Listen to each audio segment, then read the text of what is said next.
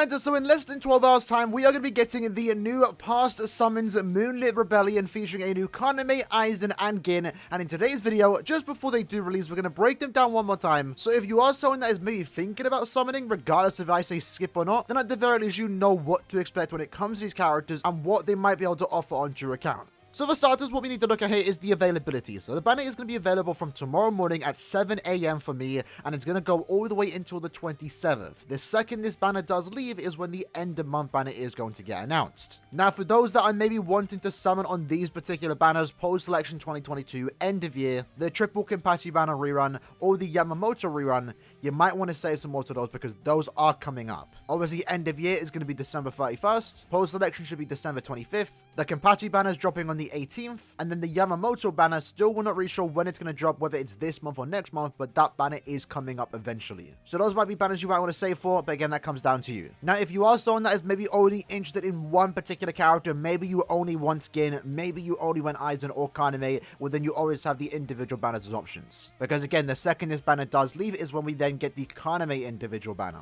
That will be taking place November 27th and will then leave December 3rd when the Gin individual banner does drop. Gin will last until December 9th when Aizen's banner then comes out. The individual banners themselves are nothing too special, so the main reason why you would pull on those banners is mainly just for the new character. With that said though, let's actually break down these three new characters, firstly starting off with Aizen. Now I think when it comes to all three of these characters, Aizen's going to be the one that you're most likely going to use because he's just a very powerful character. The only problem I have with this character to a certain extent is the killer effect, as it is a squad 0 killer, where you're only really going to be seeing that in guild quests. Yes, you're going to see a few squad 0 enemies in Brave battles, but he isn't really designed for Brave battles. But lucky for him, despite him very rarely ever having killer, he does make up for it to a certain extent with his damage output, as he is a character that comes with a 40% Berserker, Frenzy +1, when you are at full stamina you then get an additional 40% strong attack damage, and also 20% more damage inflicted at full stamina, and if you do inflict a stat element where he does have Drain, so he has a very easy time staying at full stamina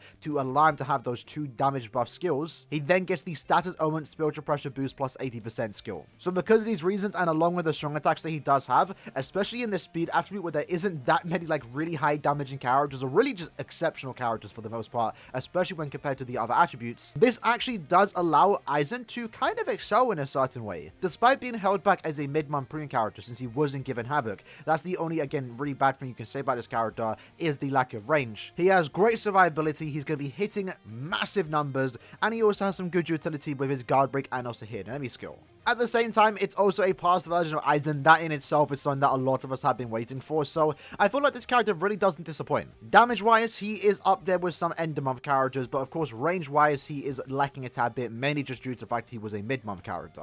But even then, as a speed character compared to some of the other speed characters in the game, he's still able to shine just because of how lacking speed is for the most part. And I guess to top it off too, he is a 14% strong attack recharge soul trait, so for some reason you don't even want to use this character, you will actually get use out of him as a Link. Who you can also use as a Link is the new Gin, Kid Gin in this case. Now Gin is a very similar character to Rose that we got last month, where he's good, like, he's not supposed to be anything exceptional. Aizen is a character that's supposed to be, like, really powerful in a way in terms of his strong attack damage output, but Gin is a character that's going to be increasing the amount of drops you do get, so because of that, he's nothing super crazy. But you're still going to want to get this character, especially if you are a Gin fan, because you're kind of forced to use him to get those additional drops. And in this case, because he is a heart droplet plus 30% soul trait, that actually allows him to be a very good Link for just farming droplets. Also allows him to increase the droplets that you do get, so you can use him as a character or a Link. He has read all affiliation dodges, and because he is a mind character, that means you are going to be using him weekly to get your SP scrolls, which you can never have enough of in my opinion. And then he also does come with the Heart Link Swap Potion plus 5 skill, so he is another mind character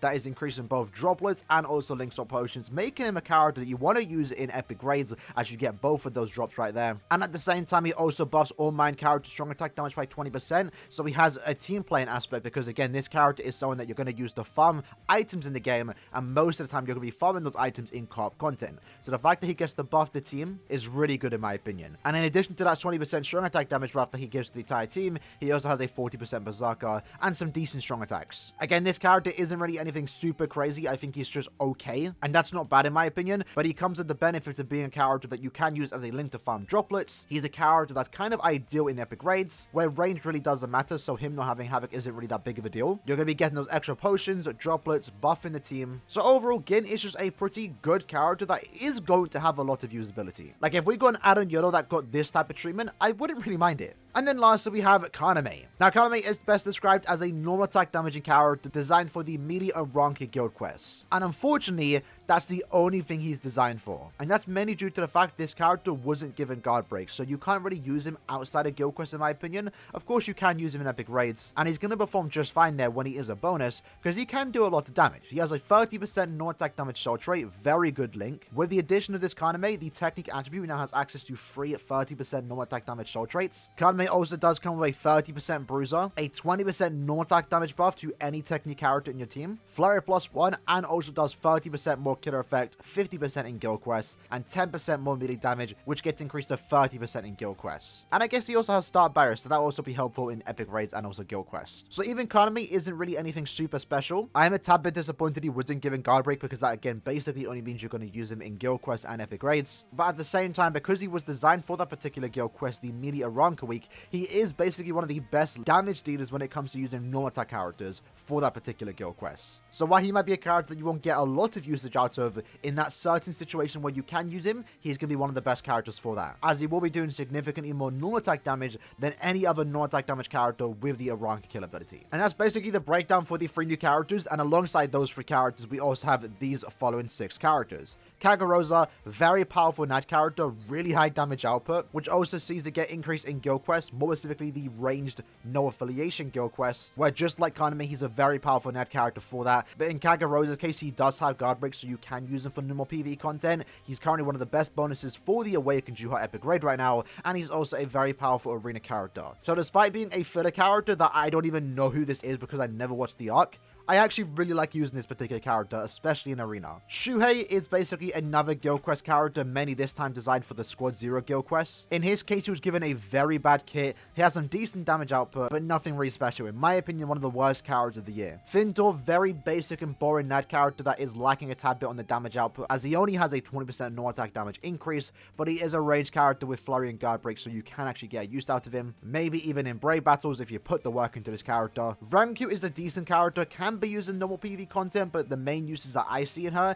is mainly in guild quests. More specifically though, the nearly Espada guild quests. And that's due to the fact that her soul bomb can apply weakened defense, paralysis, and also heal your entire team. And that's actually quite good in my opinion, but she is lacking a tad bit on the damage output. Ori and Orihime, a really fun character. Really love this character in my opinion, but unfortunately she wasn't given guard break, so very limited usage, but you can make a use out of her in guild quests as a ranged sniper killer with a boost SA2. And then the Machine Society, Retsu, again just a very average, pretty decent character all things considered. Has a good SA2, good SA3, not really the best SA1, and she's lacking a tad bit on the survivability aspect and damage aspect, but she is a character that can be used if you really want to use her. So overall, the banner is quite average, maybe below average in my opinion, which is why I do recommend if you are someone that wants to summon for these characters, maybe only go for one of them, probably summon on the individual banners, as these bottom 3 characters are quite old, coming out basically like 2 or so years ago, and then the other 3 characters are pretty good, but again, limited usage. Kagarosa though being the better of the 3. Now, as always, these banners can have a 4.5% chance for a 5-star, a featured 5-star, which does include one of these 9 characters, and then you also can have a 1.5% chance to get another character. Your first step every 5th step is going to be discounted at 150 orbs, and then your second step every 5th step is going to be discounted at 200 orbs. And then of course every 5th step is guaranteed a featured character. So with that said, that's basically the breakdown for this particular banner. Again, I do think most viewers should be skipping this. That's just my opinion though. While the characters might be good and have some usability that you might want, while the characters might be good, at the end of the day, premium banners really aren't worth summoning for. But if you are someone that is still set on trying to go for these characters, completely understandable. I know there's a lot of Aizen and Gin fans out there that I just don't care. They just want these characters, and that's fine. Then by all means go for it, but maybe summon on the individual banners, because that's going to be the best chance to get them, as you have a 1% chance to get the character you want, compared to here where it's 0.5 per character. But with that said, hope you guys did enjoy the video. Let me know in the comments below if you guys are summoning. For me, I'm just going to be buying the ticket and hope for the best. If I get someone there, I get them, and then on my slide account, I'll be maybe doing 2 steps, and again, just hope for the best. If I can get any of those characters there, that'd be really, really good. Anyway, I'll see you guys next time. Take care, and peace.